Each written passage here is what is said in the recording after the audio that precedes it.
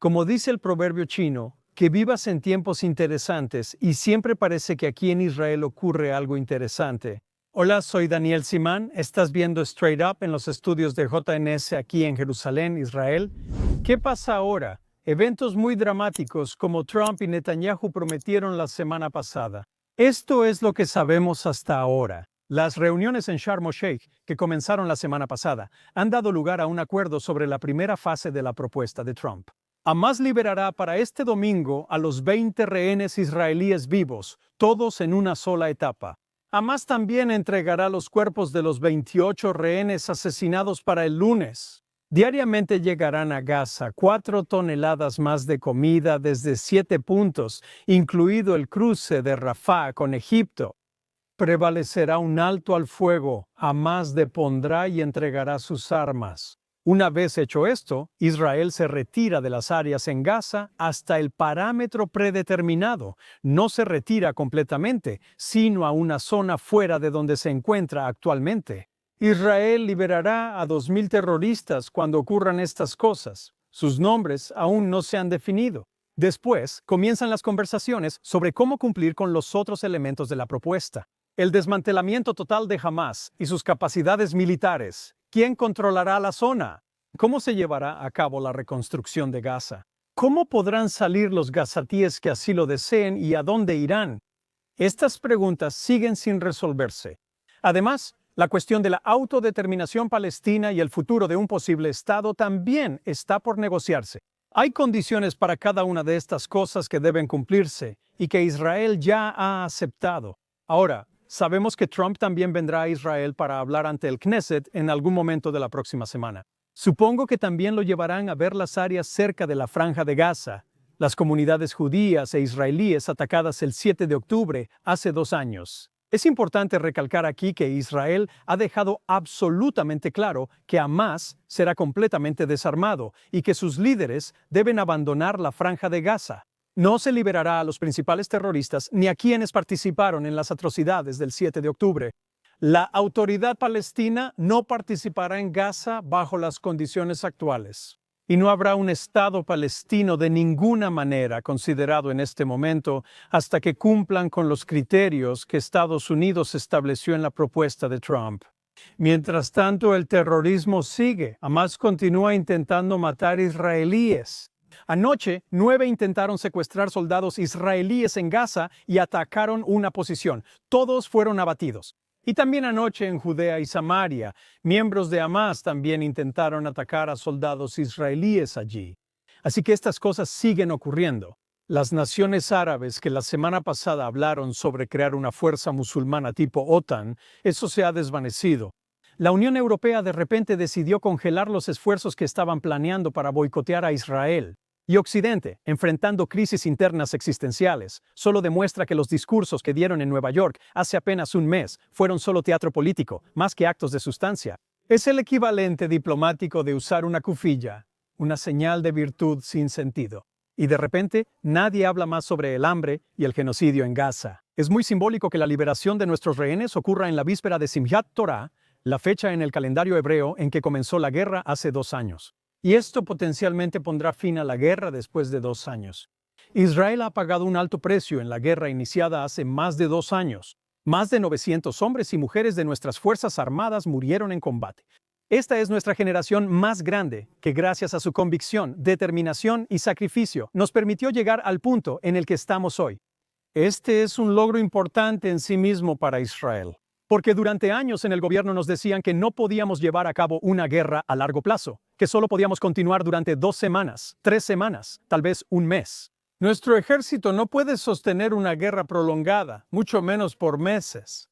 Ya llevamos 2 años en esto.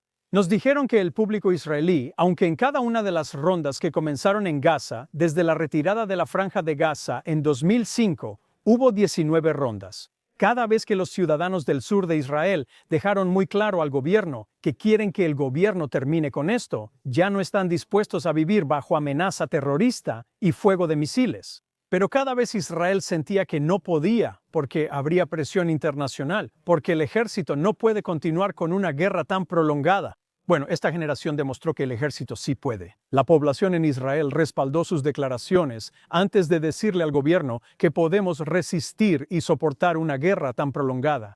Y la presión internacional, así que hay presión internacional. Ya lo he dicho antes en mis programas, que preferimos ser despreciados por el mundo a que estén lamentando la muerte de nuestros hijos. Esto pasó el 7 de octubre y no volverá a ocurrir mientras lo controlemos. El acuerdo es el punto culminante, al menos por ahora, de los cambios tectónicos que han estado ocurriendo durante el último año. El desmantelamiento del círculo iraní que buscaba destruir a Israel. Sinwar, Nasrallah, Hezbollah, Siria y las capacidades nucleares iraníes, todos fueron eliminados durante el último año. Nadie creyó que esto fuera posible antes. Todo esto se logró gracias a las habilidades excepcionales y las capacidades militares e inteligencia sin precedentes del Estado de Israel. Esto culminó con el intento de eliminar a los líderes de Hamás que se refugiaban en Qatar. La buena noticia de todo esto es, bueno, ante todo, que los rehenes, todos ellos, se supone que regresarán a casa a principios de la próxima semana. Hace solo un mes nadie creía que esto fuera posible. Es monumental. Es un momento de alivio para nosotros, de esperanza, de justicia tan esperada para todos los israelíes. Todos los estábamos esperando. También fuimos contenidos y reservados en nuestro intento de destruir a Hamás porque sabíamos que tenían a nuestros rehenes. ¿Las malas noticias? Bueno, no sabemos sobre el resto. No sabemos qué hará Hamás después. No sabemos si este acuerdo se mantendrá y si la historia sirve de guía, tenemos todas las razones para ser escépticos. En Israel ya hemos pasado por esto, lo hemos visto muchas veces antes. Docenas de acuerdos, altos al fuego, arreglos diplomáticos, ya sea con Hamás, los palestinos o las naciones musulmanas en general. Ninguno de ellos, jamás, ni uno solo, se ha cumplido completamente. Remóntate a 1949, cuando los árabes violaron los acuerdos de armisticio de Rodas, tras la Guerra de Independencia. En 1957 nos retiramos completamente del Sinaí tras la promesa de la Organización de las Naciones Unidas de proteger las fronteras de Israel. 10 años después, participamos en la Guerra de los 6 días y la Organización de las Naciones Unidas se retiró del Sinaí por presión egipcia. Egipto violó los acuerdos de Camp David firmados para la paz con Egipto. Uno de los puntos del acuerdo es una exigencia de Netanyahu, que Egipto retire las fuerzas que movió al Sinaí en los últimos años. La resolución 1701 de la Organización de las Naciones Unidas, que hace más de 10 años determinó que Hezbollah no estaría en las zonas a lo largo de la frontera con Israel, se rompió y la Organización de las Naciones Unidas no hizo nada. Todos nuestros acuerdos y lo que Israel cumplió fue violado por nuestros enemigos. Así que digamos, por el bien del argumento, que esta vez es diferente, que Hamás cumple su palabra, que los árabes se aseguran de que Hamás cumpla su palabra, que los rehenes sí regresan a casa, que comienza el desarme de Hamás y que el plan de paz avanza. ¿Y luego qué pasa cuando Trump deje el cargo en 3 años? ¿Quién verifica que los árabes sigan cumpliendo su parte de este acuerdo y que no sea todo parte del juego islámico de taquilla? Porque no te equivoques.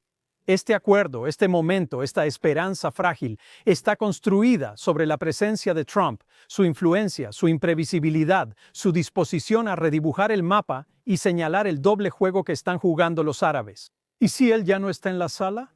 Cuando la siguiente administración asuma, eso puede pasar en 3 años.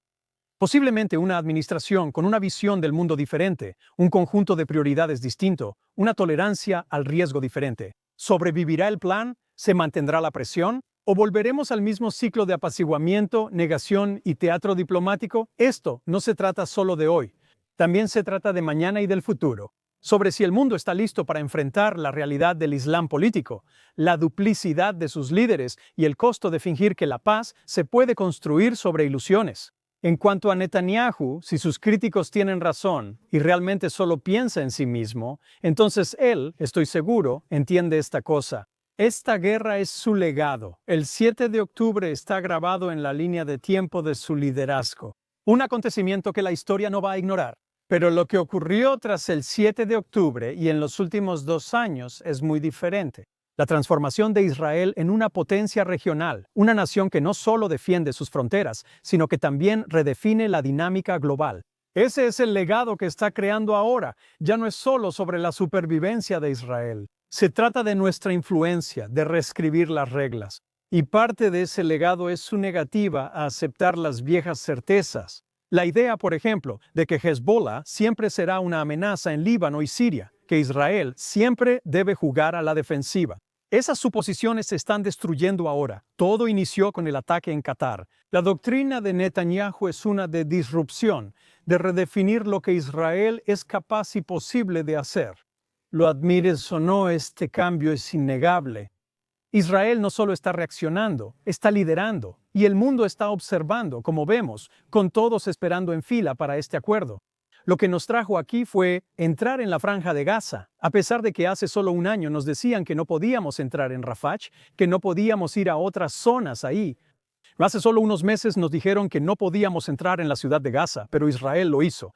Y también, cuando sacamos o intentamos sacar al liderazgo de Hamás en Qatar, todavía no sabemos quiénes de ellos han sido eliminados o no. Pero incluso eso, cuando nos dijeron, esto está alterando la soberanía de Qatar, esto provocó un gran cambio en las actitudes de los árabes. Un amigo israelí mío de Ashkelon, Moshe Han, compartió una publicación esta semana en redes sociales, haciendo algunas observaciones importantes e interesantes sobre cómo lo que está sucediendo aquí también aplica a la comunidad internacional. Dijo que el 7 de octubre de 2025 no solo marcará un punto de inflexión en la historia de Israel y del pueblo judío. No fue solo un día aterrador. Fue un día que expuso las grietas de la ideología global, el sesgo de los medios y la fragilidad de la complacencia occidental. Y Yahya Sinwar, el ex líder de Hamás, en su cálculo brutal, no solo devastó Gaza, no solo destruyó las vidas y las comunidades de su propia gente, él hizo estallar la ilusión de que el Islam político podía coexistir tranquilamente dentro de un orden global. Sus acciones causaron el colapso del cerco sobre Israel y el debilitamiento del control ideológico de la hermandad musulmana en Medio Oriente y más allá. Fragmentado bajo presión, Hamás en quiebra militar y moral, Irán desangrándose, luchando por dar agua, electricidad y dignidad básica a sus ciudadanos. Assad ya no está en Siria, está envenenado, aislado, aferrándose al poder gracias a apoyos extranjeros. Pero aquí está el giro. Sinwar no lo anticipó. La mayoría silenciosa en todo el mundo empezó a despertar. No los políticos, no los expertos, ciudadanos comunes. Personas que nunca habían prestado atención a Medio Oriente, de repente se encontraron mirando imágenes grotescas, protestas vulgares y una narrativa mediática tan sesgada que parecía manipulación psicológica. No solo hubo indignación, el público y el mundo sintieron el mismo asco que muchos en Israel. Y Moshe John continúa en su publicación. En lugares como Estados Unidos, los ciudadanos despertaron a una nueva realidad. Sus países estaban siendo transformados por oleadas de inmigración, no basadas en la integración, sino en la imposición. Culturas que rechazan los valores liberales, que glorifican la violencia, que no buscan unirse, sino reemplazar. Y el resultado, escribe él, es mayor identidad nacional, menos tolerancia a la violencia ideológica y exigencia para que los gobiernos reconsideren la inmigración, la ayuda extranjera y los supuestos de la política occidental por décadas. Las máscaras del Islam político, la tranquila hégira y la taquilla han sido arrancadas. Lo que queda es el rostro crudo de una ideología que busca la dominación, no el diálogo. Y ahora el mundo está entrando en una nueva era, una de claridad, de límites, de determinación pública, de no retroceder hacia las ilusiones del pasado. Para Israel, la misión es muy clara después de esta guerra. Seguir exponiendo el doble juego del Islam político, mostrarle al mundo que esta no es solo nuestra lucha, también es la lucha del mundo, porque la amenaza no es regional, es global. Moshe John, mi amigo, escribe que Sinwar no solo es arquitecto de la ruina de Gaza, él provocó el despertar global, el colapso ideológico, el desastre de 2023 y el ajuste de cuentas que hoy recorre los continentes. Así que, como puedes ver claramente por lo que él dice, esto no es solo un evento israelí, es un evento que nos afecta a todos. Y eso es lo que ha estado claro para nosotros en Israel desde el principio, hace 2 años. Entonces, ¿qué sigue? ¿Y ahora qué? Claro, asegurar que el acuerdo siga y que Hamás y las naciones árabes cumplan con lo pactado. Esto proviene del mismo mundo que sabe exigirle cosas a Israel rápidamente. En cuanto a Israel, ahora podemos esperar que, ojalá, una vez que los rehenes sean liberados, se hable de ir a elecciones.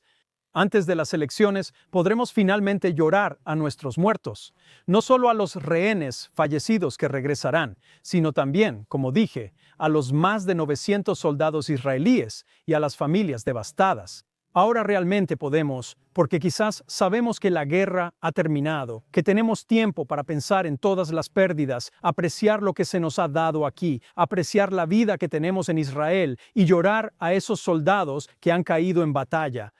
Después continuaremos, seguramente debatiendo como siempre, aquí. Parece ser muy común en la sociedad israelí seguir discutiendo, y ciertamente si vamos a elecciones. Pero también vamos a tener que abordar y finalmente investigar algo que muchos de nosotros, como yo, no creíamos necesario mientras la guerra continuara, porque teníamos que mantenernos enfocados en esta guerra y en cómo derrotar a nuestro enemigo. Así que después de que hayamos concluido esto, es muy importante investigar cómo llegamos siquiera hasta aquí. ¿Cómo sucedió todo lo que pasó el 7 de octubre? ¿Cómo falló la idea?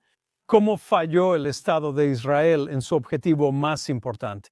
La protección del pueblo judío israelí en su antigua tierra natal, la tierra de Israel. Este país falló en su papel y tarea más importante, y esto debe abordarse, ya sea por complacencia o por la cooperación de algunos individuos que esperaban que esto derrocara a un gobierno debidamente elegido democráticamente en Israel. Estas son preguntas que aún deben abordarse. Estas son cosas que vas a ver. Pero antes de eso, tenemos la próxima semana para alegrarnos, para estar agradecidos, para ver a las familias finalmente abrazando a sus hijos, de quienes no estábamos seguros de que regresarían a casa con vida. También expresar nuestra simpatía a quienes, aunque saben desde hace tiempo que sus seres queridos han fallecido, al menos tienen los cuerpos para enterrarlos. Debemos estar atentos para que nuestro gobierno no ceda ni permita la presión internacional, ya que siempre es fácil presionar a Israel.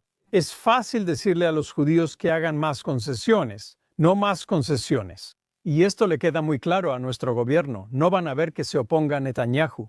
No lo van a ver. Los medios internacionales intentarán decirles y explicarles que eso es lo que está pasando. No, él está haciendo lo que el público israelí quiere que haga. Y queremos que Hamás y los países árabes cumplan con sus compromisos. Queremos que Hamás deje de ser una amenaza para los civiles israelíes en todo Israel, no solo en el sur. Y que los países árabes entiendan que tienen que vivir con nosotros. Puede que no les guste, créeme, a nosotros tampoco nos gusta vivir con ellos.